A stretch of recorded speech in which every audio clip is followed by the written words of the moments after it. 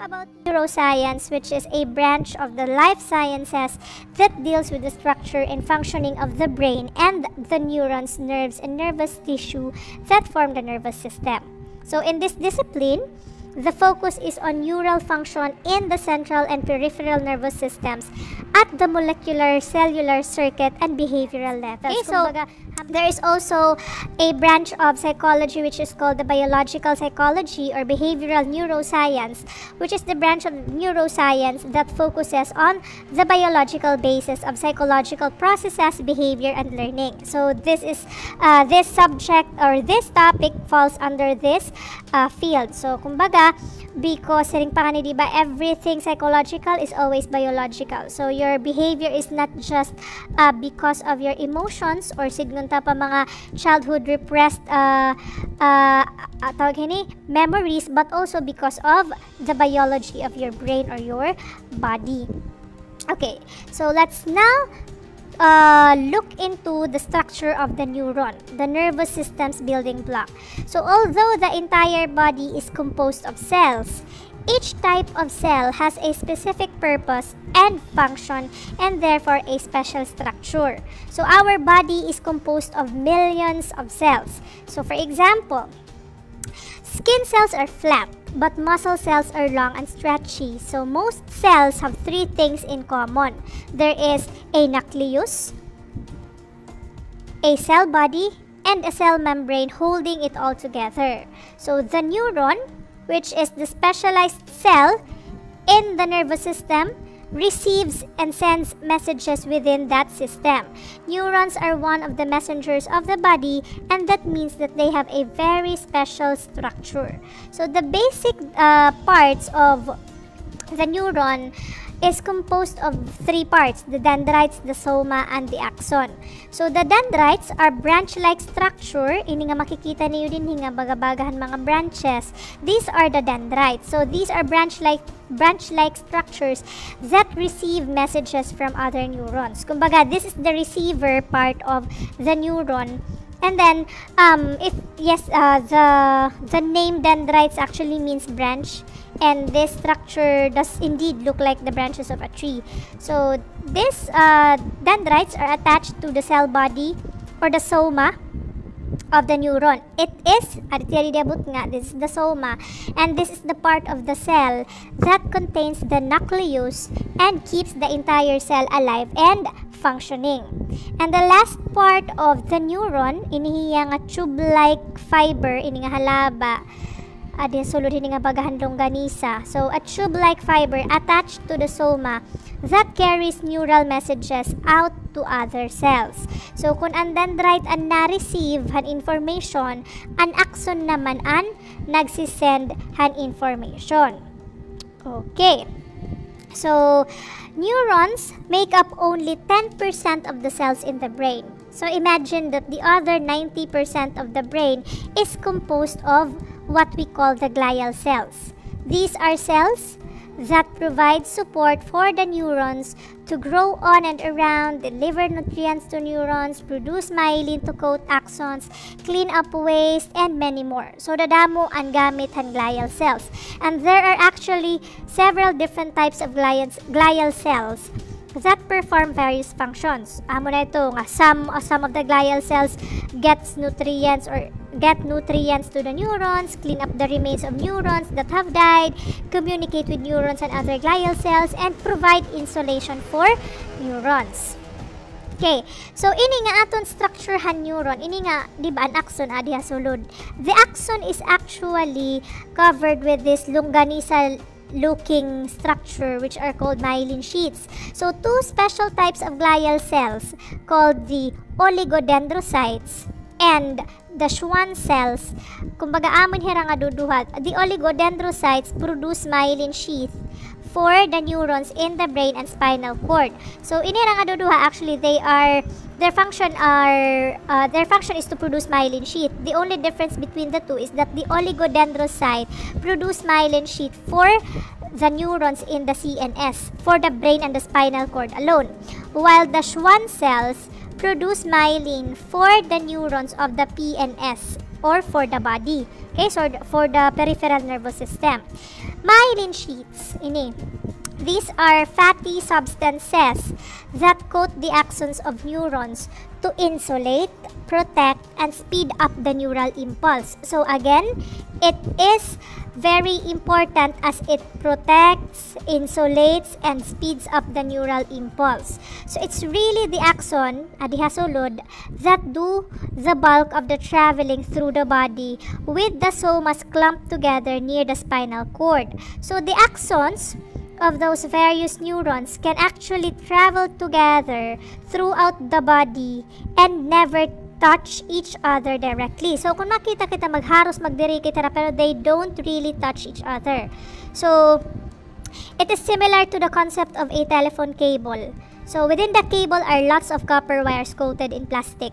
Okay? If you can imagine, kung uutod mo ito wire, makita ka nga, inside the plastic covering are copper wires.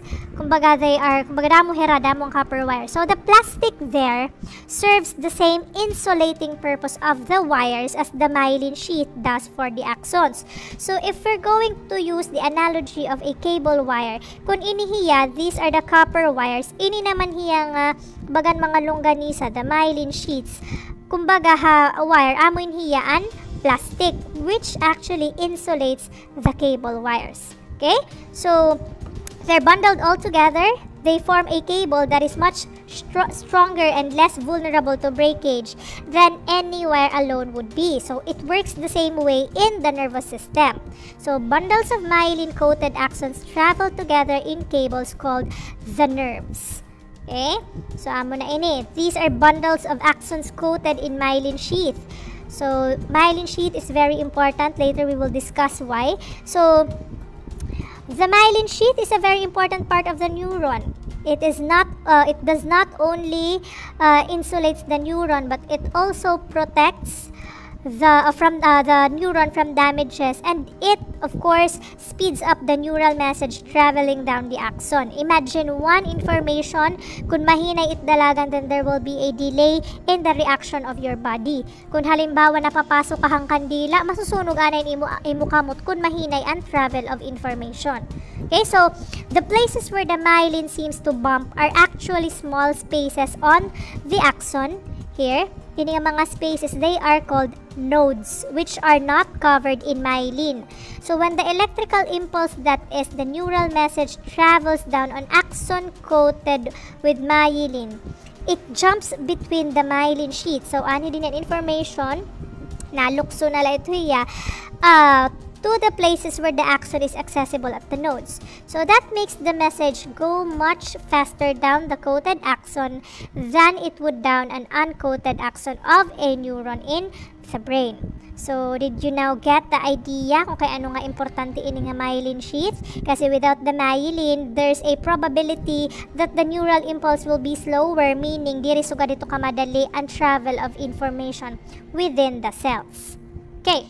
So, adi nga ato di image, these are two different conditions of the axon covered by myelin sheath. So, in the disease called multiple sclerosis, I don't know if you are familiar with this one, the myelin sheath is destroyed. So, this is a probably an axon nga may ada ini nga tao nga may dahin nga axon is probably may multiple sclerosis. So, the one cause of multiple sclerosis is possibly by the individual's own immune system. So, it leads to diminished or complete loss of neural functioning in those damaged cells.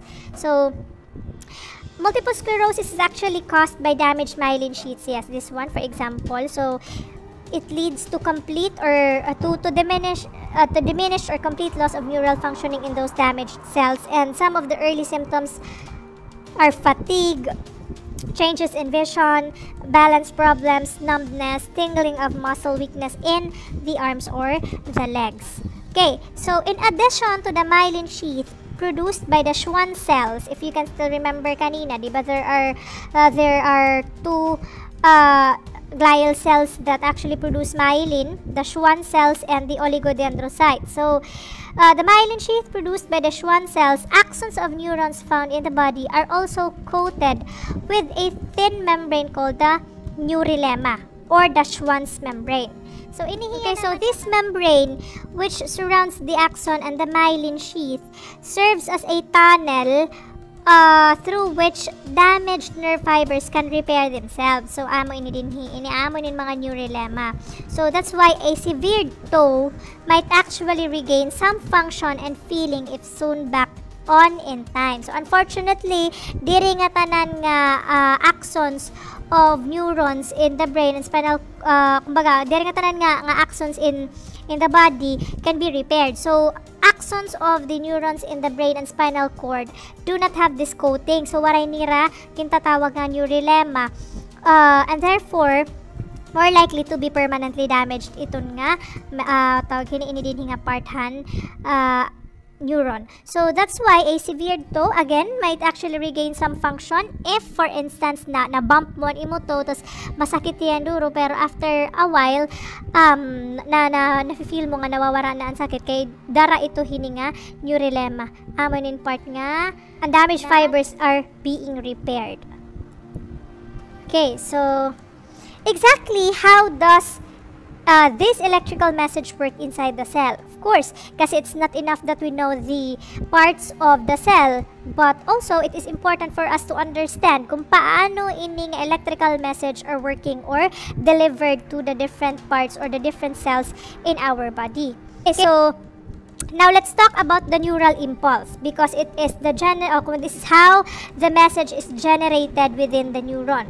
So a neuron that's actually at rest, meaning it's not currently firing a neural impulse or message, is actually electrically charged. Kasi during hininga, kumbaga an aton brain cannot read a raw information, but rather it is reading some electrical impulses. That is how a message is sent from our brain to our body and from our body to our brain. So, a semi-liquid solution also surrounds the outside of the cell and contains ions. So, although both positive and negative ions are located inside and nerves, bundles of axons coated in myelin that travel together through the body. So, the glial cells that provide support to the neurons to grow on and around deliver nutrients to neurons, which produce myelin to coat axons, clean up waste products, and dead neurons influence information processing and during prenatal development. Baga, how does electrical message work inside the cell? So, the biological perspective, 49 outside of the cell, the relative charge of ions inside the cell is mostly negative. Okay, so paano tim karigsid ngon hiton nga mga negative ions and positive ions? This is actually important in the concept of the neural impulse because it has something to do with the go or stop of the information. Okay, so actually the cell membrane itself is semi-permeable. This means that some substances that are outside the cell can enter through tiny protein openings or channels in the membrane, while other substances in the cell can go outside. So many of these channels are gated. They open or close based on the electrical potential of the membrane. So more about that in a minute. So inside the cell is a concentration of both smaller positively charged potassium ions and larger negatively charged protein ions. So, the negatively charged protein ions, however, are a bit big that they can't get out, which leaves the inside of the cell primarily negative when at rest because they are supposed to go outside. So outside the cell are lots of positively charged sodium ions and negatively charged chloride ions, but they are unable to enter the cell membrane when the cell is at rest because the ion channels that would allow them are closed. Okay, so, but because the outside sodium ions are positive and the inside ions are negative, and because opposite electrical charges attract each other, the sodium ions will cluster around the membrane. Then this difference in charge creates an electrical potential. So, here, there is an image here, an illustration. So think of the ions inside the cell as the baseball game inside a stadium. Okay, so for example, the cell walls. Okay. So for instance, this is the cell wall. Okay. And the whole cell is the whole stadium. So the sodium ions outside, these are the sodium ions. So the sodium ions outside the cell are all the fans in the area, and they want to get inside to see the game. So dara nga kadadamo, the gates are still closed. So when the cell is resting, meaning the electrical potential is in a state called the resting potential, or the state of the neuron when not firing a neural impulse, the cell membrane opens up those particular channels one after the other all down its surface, okay, allowing the sodium ions, in our analogy, the fans, to rush into the cell. So kumbaga, magtitikang na ang game, tapos tigda nga nag-abri ang gate. So ikaw nga fan, maniniguro ka nga pag ikasasakop. So that causes the inside of the cell to become mostly positive and the outside of the cell to become mostly negative, because many of the positive sodium ions are now inside the cell because the gates were opened, ini nga mga positively charged, kumbaga nagkasulod. So now, pagkasulod dito nira, ang mga adihagawas will become negative. Okay? So amon adi. Di man di man asing kita amon hira ang mga fans. Amon hira ang mga fans nga adihagawas. These are the gates. Ini, the sodium channels, the potassium channel. So amo ini. Pag abrihin nga gate, ini nga mga fans nga mga adihagawas, ini nga mga positively charged ions, tigda nga nagkasulod. Okay?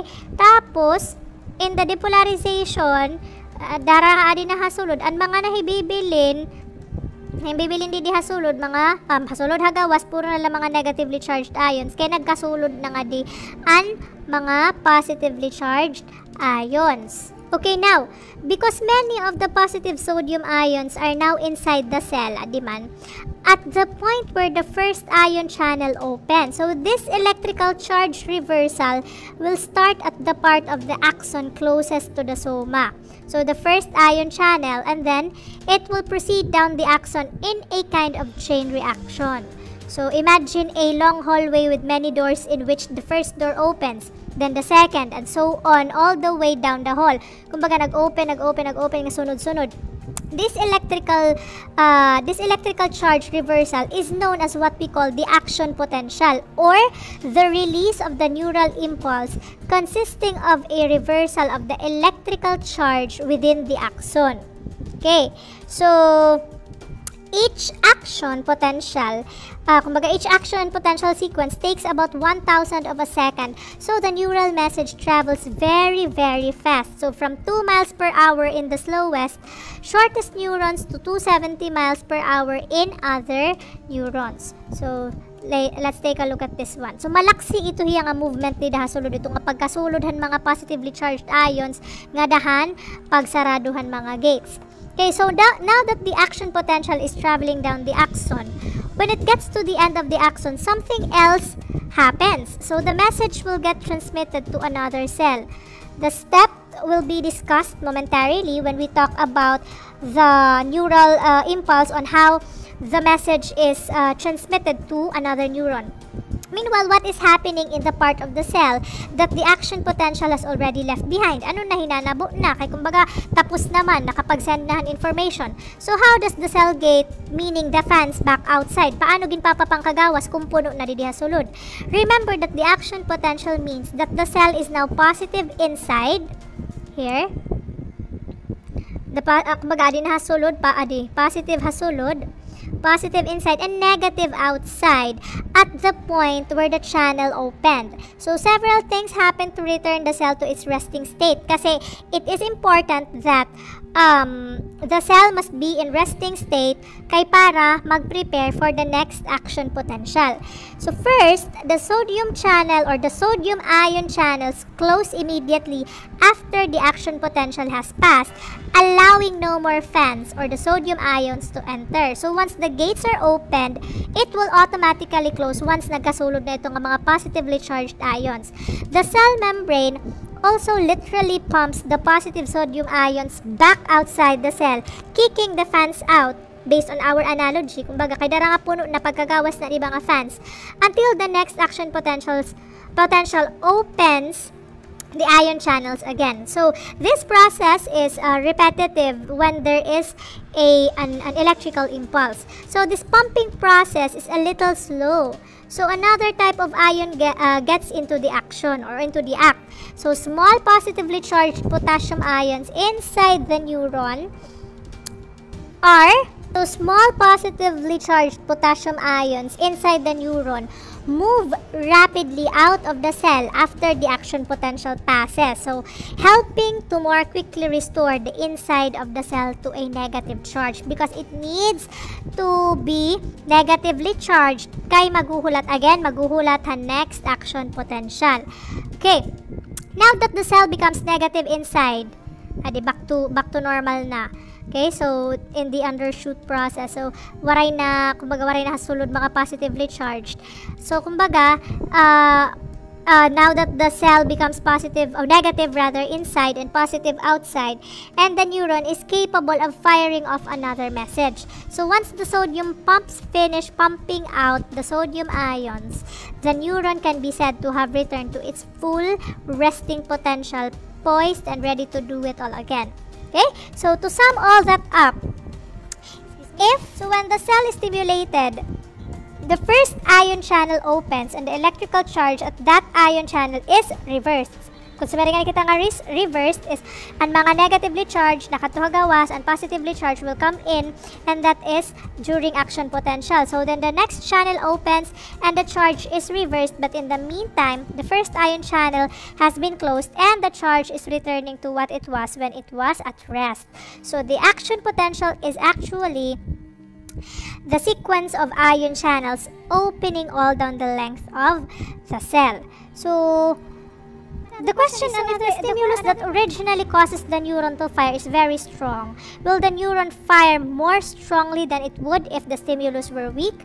So actually, neurons have a threshold for firing. So sumari nga ni kita nga threshold, that is the kumbaga the minimum limit, kumbaga the minimum what you call this, the minimum limit when it comes to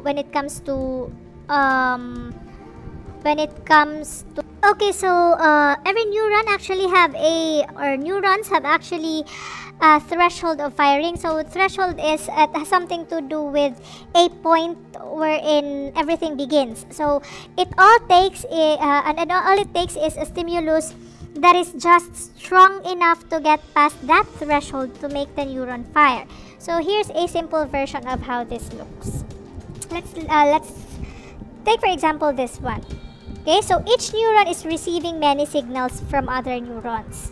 So this is during resting potential. This is how it looks like.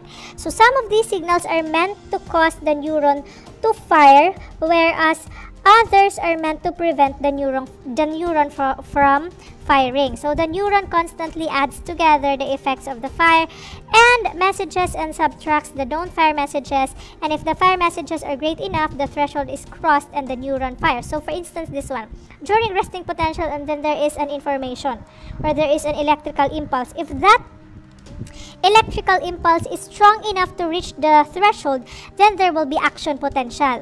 Okay, so automatic ito hiya. So during action potential, after it reaches the peak, it go back to the low level by means of hyperpolarization para makaprepare nga to resting potential. This is how it works kasi firing of neurons is an all or none aspect, meaning neurons are either firing at full strength or not firing at all, and there's no such thing as partial firing of a neuron. So it would be like turning on a light switch. Imagine if you turn on the switch, light goes on. If you turn it off, it goes off. So it is something like that. So a strong message actually will cause the neuron to fire repeatedly, as if someone flicked the light switch on and off. So imagine nga mo gino on and off an light switch. So amo ito nga nagkakamay-ada, kumbaga nakaka-cause ang neuron to fire and to reach the threshold. That is why there will be an action potential or a firing of information or electrical impulse. So that is the simplest analogy about the action potential, apart from the ones that we've discussed about the ions. Okay, so an aton kanina discussion about the positively charged and the negatively charged ions is for us to understand kung paano nga nagkakamay-ada inside han aton mga tawag hinihan aton cells. Okay, so ini naman, this is the action or the neural impulse kung paano na-generate a message. Again, the generation of message within the neuron is an all or none aspect, meaning either it will fire or it will not. Once it reaches the threshold, then there will be an action potential, meaning there is a message or an impulse that will happen. Pero kung di ito ma-reach na threshold, then there's no action potential.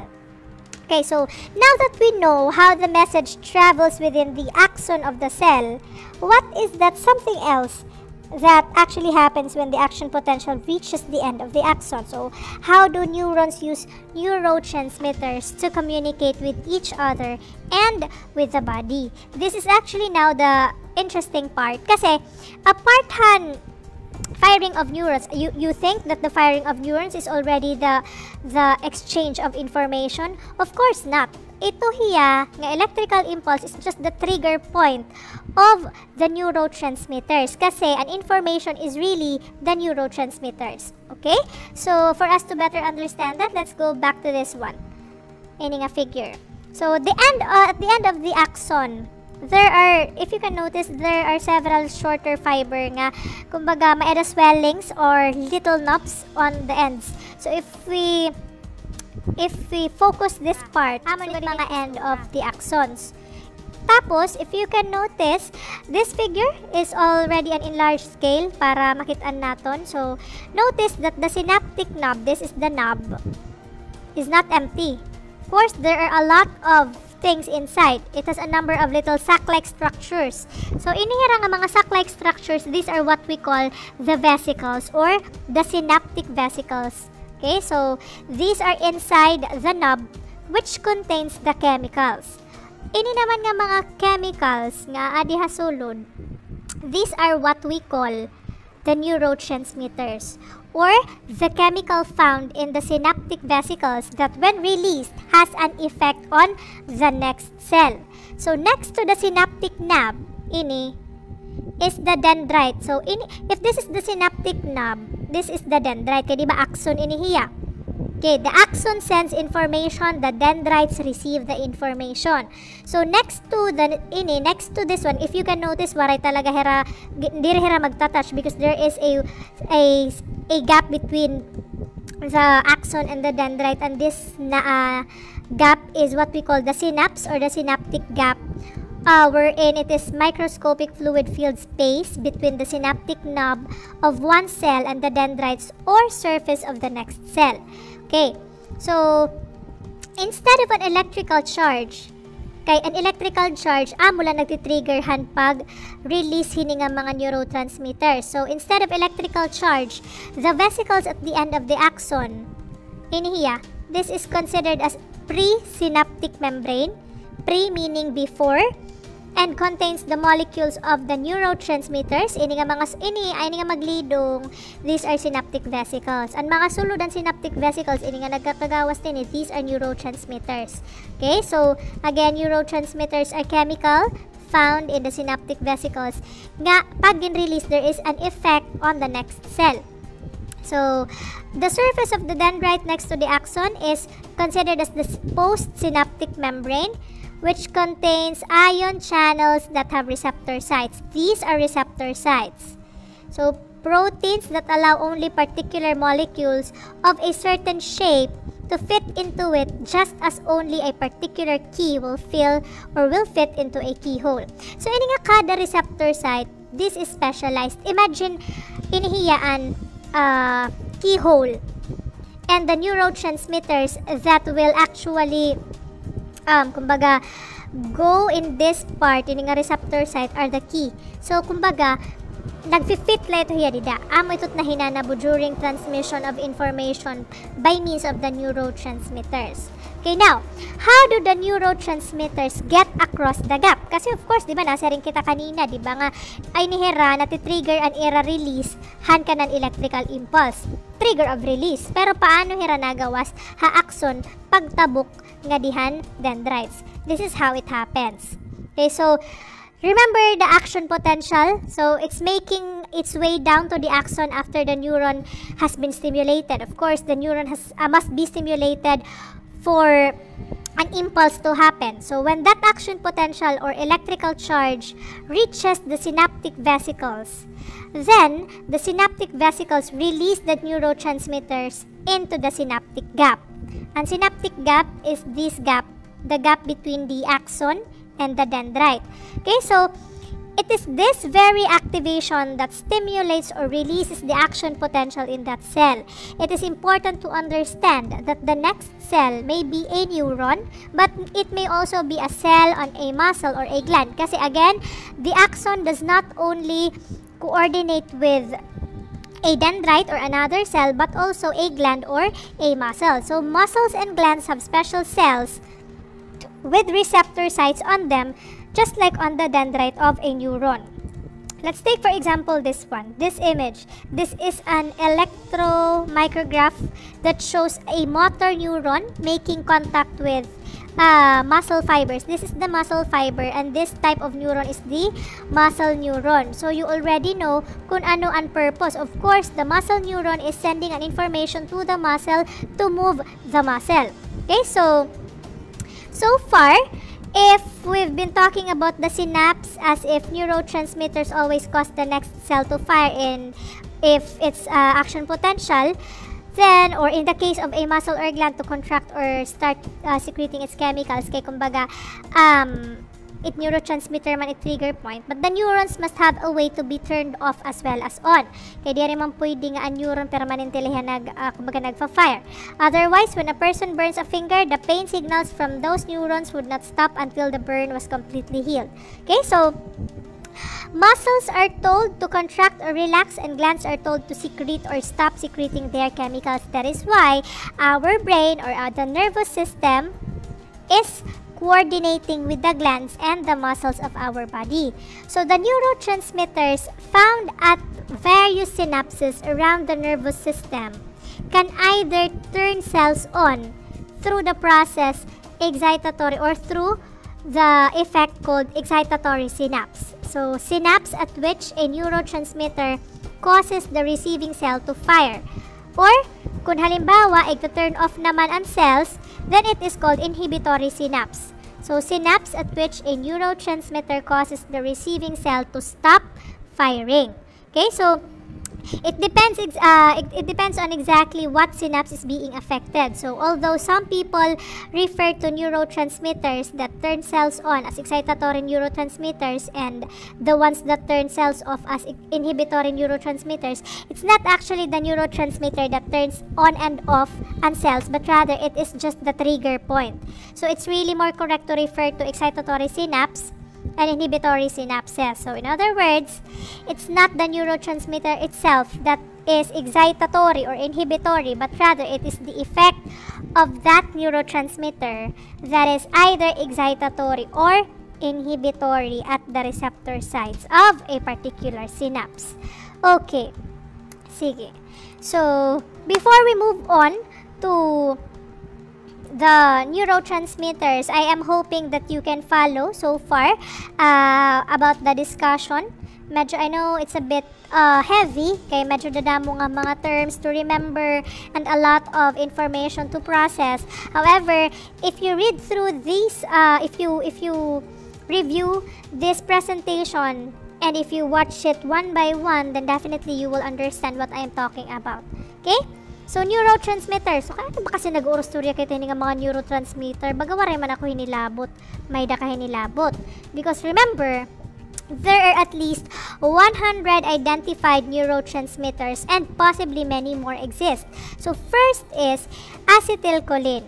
It is a neurotransmitter that stimulates the skeletal muscles to contract but actually slows contractions in the heart muscle. So if acetylcholine receptor or acetylcholine receptor sites on the muscle cells are blocked in some way, then the acetylcholine can get to the site and the muscle will be incapable of contracting.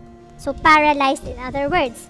So this is exactly what happens when a Curare, I don't know if this is if I'm pronouncing it correctly, but it is a drug used by South American Indians on their blow darts. Di ba itong at nakikita nga ginbublow nira nga bagabagat darts, then when it gets into the nervous system, the molecules of the Curare are kumbaga similar enough to fit into the receptor site without actually stimulating the cell, making the Curare an antagonist. So sumari nga nakita nga antagonist, these are chemicals or substances that block or reduce a cell's response to the action of other chemicals or neurotransmitters. So, what would happen if the neurons release too much acetylcholine? Amo ini nga, ang neurotransmitters or the chemicals inside our brains or in our body can actually affect our behavior because, for example, the bite of a black widow spider, imagine, ginkagat kahiton nga black widow spider, it nahinanabuhin it kumbaga, its venom, and venomhan black widow spider stimulates the release of excessive amounts of acetylcholine and causes convulsions and possible death. So, black widow spider venom is an agonist. Ano't agonist?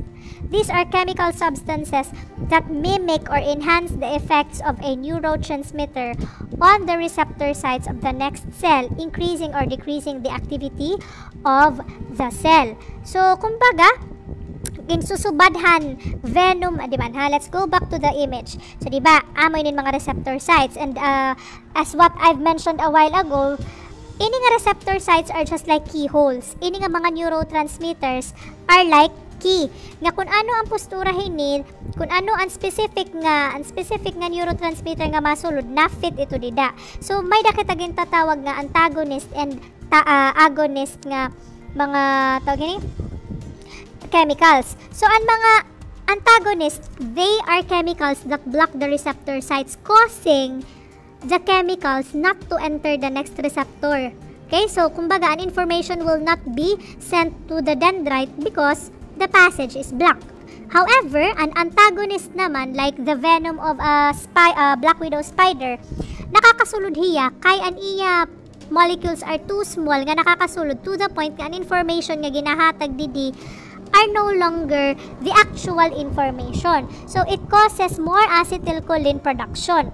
So nakakakos hiyahin danger pag ang tao nakagat ito because it causes convulsions up to mamatay ang tao. So acetylcholine also plays a key role in memory, arousal, and attention. So for example, acetylcholine is found in the hippocampus of in our brain. That is a specific area of the brain that is responsible for forming new memories, and low levels of acetylcholine have been associated with Alzheimer's disease and the most common type of dementia. So kumbaga, ini nga production of these neurotransmitters actually is age dependent. So pag nalalagas, of course, nagde-degenerate na it functioning it aton body including the brain. So probably it iba nga mga lagas na kay dara nga it Alzheimer's, diba, and dementia are very common ha mga old people. Siguro diri na nakakapag-produce enough acetylcholine an era brain. That is why nagkakamay-ada problem hit memory. So that is one example of siring pa a cause of biological chemical to the behavior of an individual. Okay, so amo ito ang connection and aton discussion kung kay ano nga importante nga maaram kita hini nga mga neurotransmitter.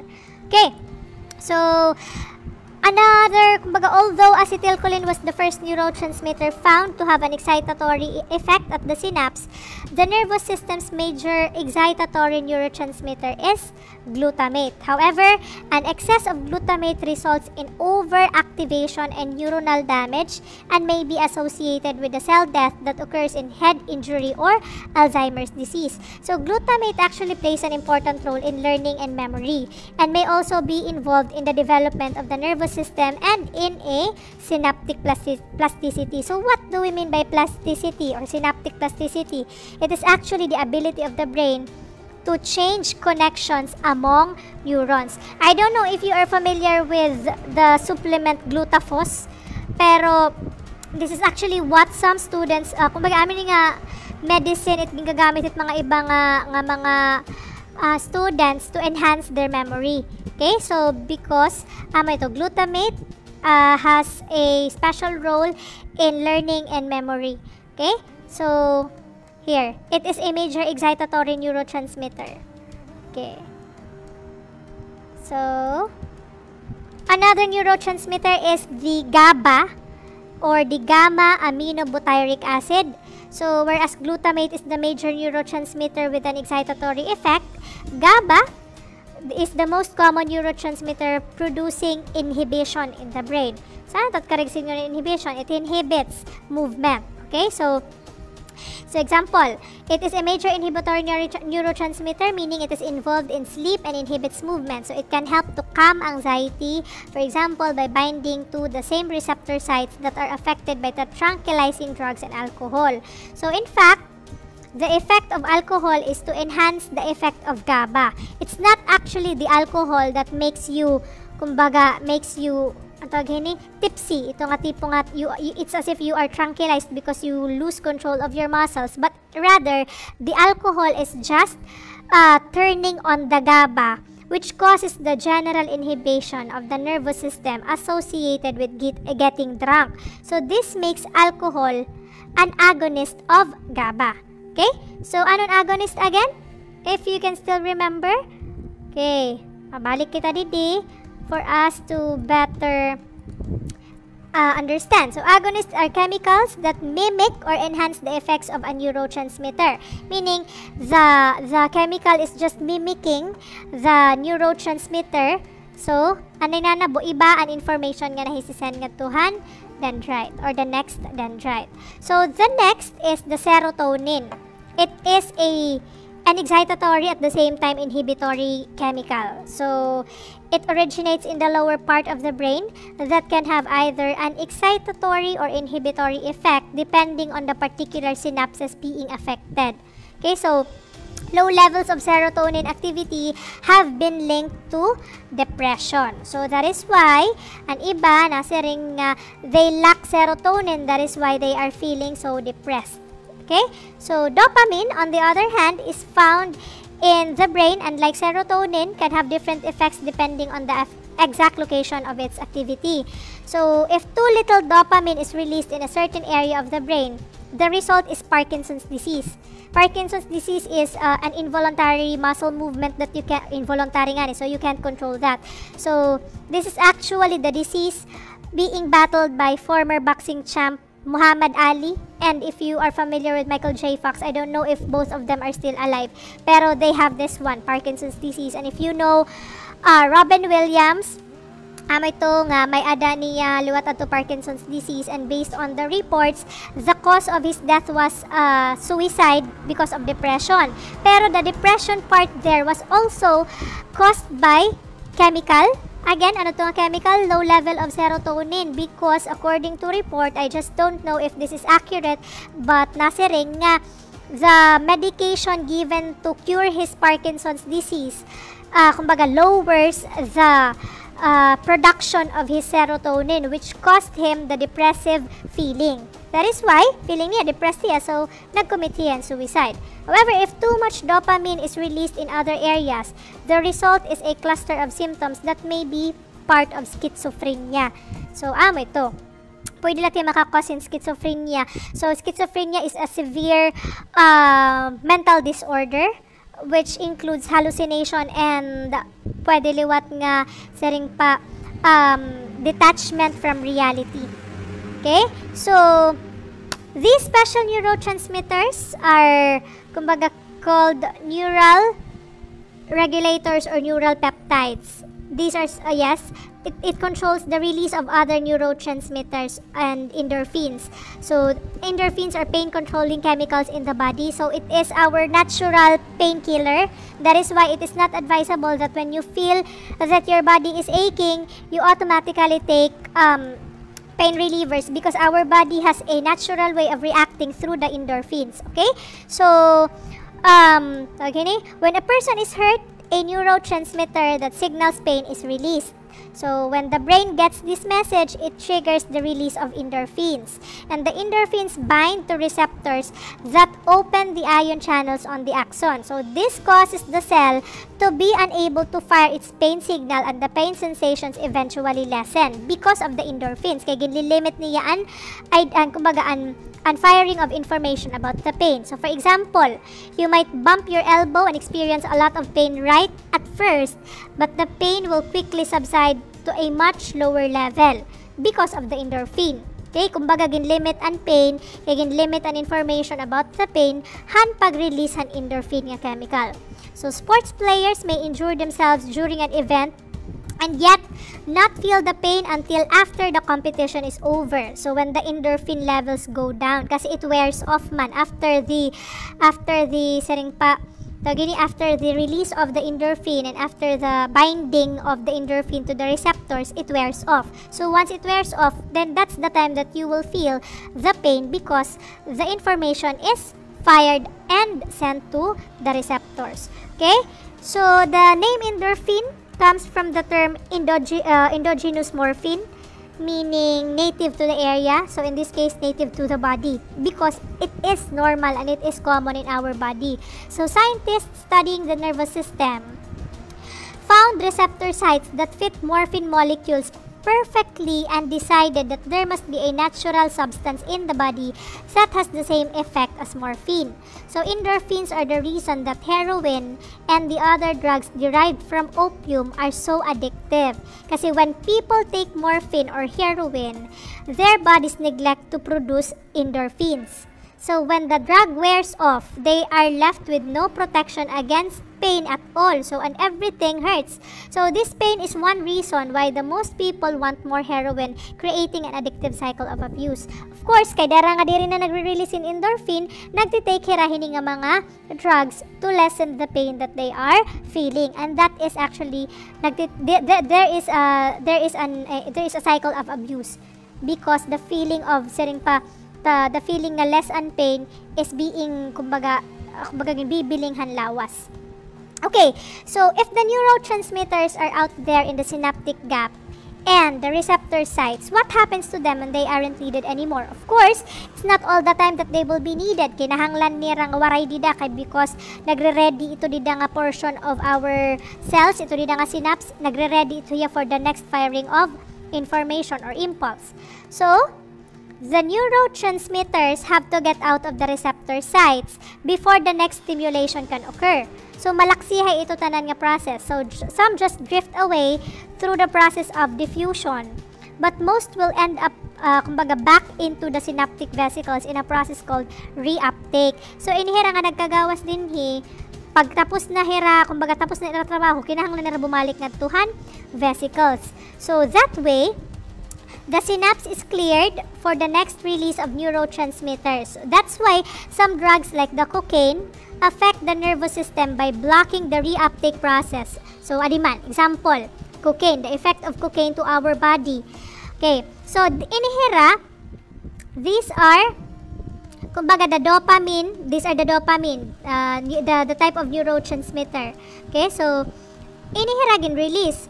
But if for instance you take cocaine and nahinanabo instead nga mabalik nga diha vesicles and dopamine, di ra makakabalik kay ginblockhan mga particles han cocaine and receptor sites nga dapat makakabalik ang mga dopamine. So because of this, excuse me, there is one neurotransmitter that is not taken back into the vesicles, however, because acetylcholine is responsible for muscle activity, and muscle activity needs to happen rapidly and continue happening. It is not possible to wait around for the sucking up process to occur. So, kumbaga, there is what we call an enzyme, a complex protein that is manufactured by cells kumbaga, it is specially designed to break apart acetylcholine, kumbaga, for the synaptic gap to be cleared. Kasi diri man pwede nga ini dinhi permanente la may acetylcholine kay malaksi man kuntat kinahanglan. So, may daging tatawag nga enzymatic degradation or a process by which structure of neurotransmitter is altered, so it can no longer act on a receptor. So there are enzymes that break down other neurotransmitters as well. Okay, so remember ha, in cocaine is ano cocaine? Is it an agonist or antagonist? Cocaine is an agonist. Okay?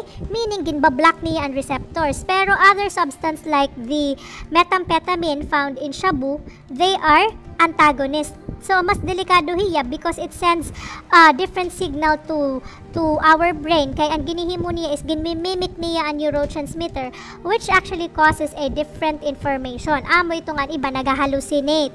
Kaya kay iba man ang inhahatag nga information ngadtuhan mga receptor sites. Kay diri man an actual nga neurotransmitter ang nasulod, but rather the substance called the methamphetamine. Okay, amo itong era difference ang cocaine ngahinhan what they call this, shabu.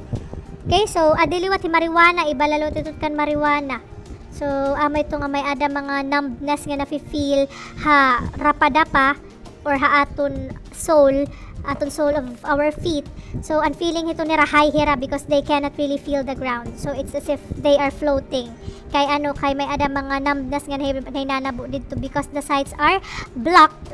Magdamo din hi ang mga neurotransmitters in charge han pagnambhan ito nga tiilhan tawo nga nagtitake marijuana. Okay, so I guess that we already understand the synapse and neurotransmitters now. The question is, how do you relate that to the real world?